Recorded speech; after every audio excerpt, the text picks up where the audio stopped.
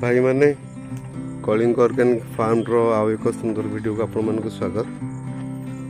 आज एक्चुअली बहुत दिन पर मु लैंड को आसिली, बहुत अन्य काम व्यस्त थी। लैंड रे भी टिके प्रोब्लेम होता तो काम गुरा ठीक रे पार नाला, से प्रोब्लेम सब सॉर्ट आउट करके आज आउ थे सफा काम मोर स्टार्ट होती। यहाँ देखो तो मेन रोड सेपटे भी मो जगह अच्छे। यही पर्टिकुलर छोटिया जगहटा गोटे अध एकर भाया जगहटे, अध एकर टी अधिक हम जगहटे। ये जगार एक्चुअली घरटा हम बोली आमर योजना अच्छे। ये गोटे भल सामान जगहटे मुझे पाइली। आज सब सफा कराई सब पड़ी, सफासफी करले बहुत निर्मल देखा। बहुत गुड़े खजूर गछ भी आ भर था। खजूर तो सब कढ़ाला, सब पड़ी साइड रे खजूरी गछ गुड़ा। आटा जगह रोड रू हार्डली 100 मीटर भी हेनी, 50 मीटर भर को मुझे जाणी जगहटा चूज कली कहीं परिवेश टे ठंडा रहीटा।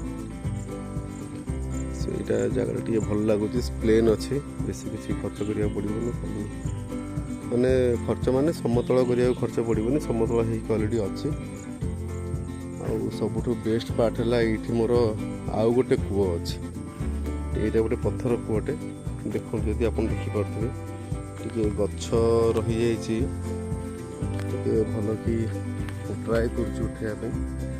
यहाँ गोटे पत्थर कूଅटे, चारिपटे पत्थर अच्छे। यहाँ गोटे पत्थर कूଅटे मो जगार दुईटा कूଅ हो गला। भावुली बोरवेल बसैबी कि भावुची कूअर भी मोर अधा कम हो। कूअटा बहुत परिष्कार अच्छे, परिष्कार अच्छे इन द सेन्स टे अल्प उझाड़ी देले कूअटा उपयोगी हो पार। से पछकू देखु, से पछरे जो बिल गुरा अच्छे सेगुरा भी मो जगह, सेगुरा भी सफासफी काम आरंभ हम। आई साइड लैंडटा जो अच्छे, साइड लैंडटा ए एग्रीमेंट होगी अच्छे, रजिस्ट्री होनी। ये साइड लैंडटा भी हो गले गोटे बहुत बड़ पैच बाहरी पड़ो, 4-5 एकर भाया।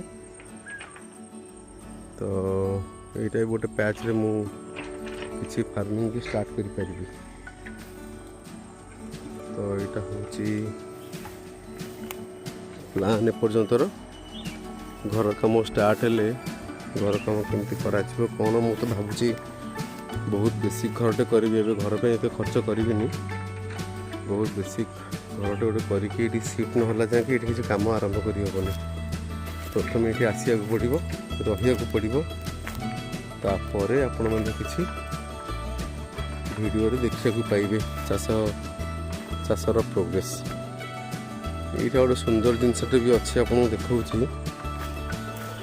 ये मु तो जानी बेसिकली कहती जे बरगछ आ ओस्त गछ जगार गोटे जगार मिसिकी थाए ताले कड़े बहुत शुभ, बहुत भल से कहती।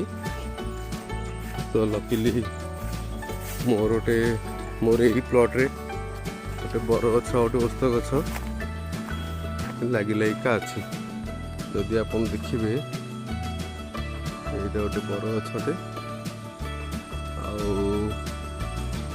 पाखे यहाँ हूँ ओस्त गछटे।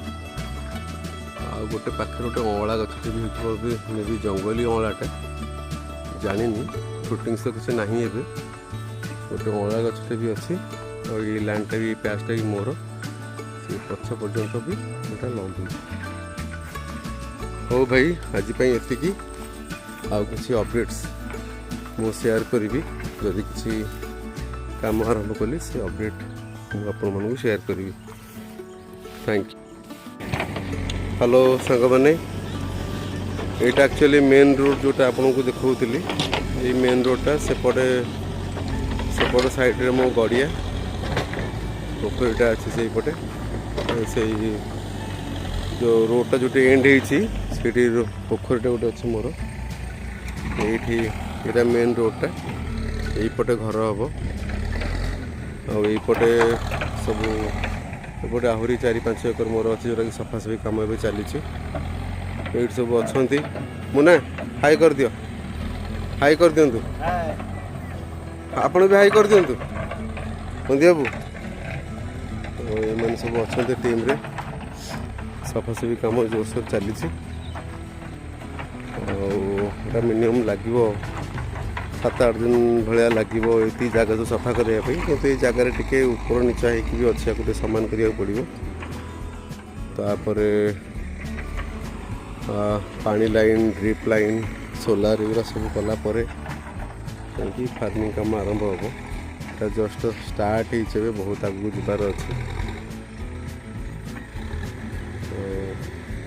ଏ ଯେଉଁ ମୌସମ ଦେଖୁଛନ୍ତି ତାଙ୍କ ଜାଗା ବି ଆଗରେ ଅଛି, ଇଏ ବି ଠିଆ ହେଇକି ଦେଖୁଛନ୍ତି କାମ। ହଉ, ଆଉ କିଛି ସୁନ୍ଦର ଅପଡ଼େଟ୍ ଆସିଲେ ଆପଣମାନଙ୍କୁ ସେୟାର କରିବି। Thank you.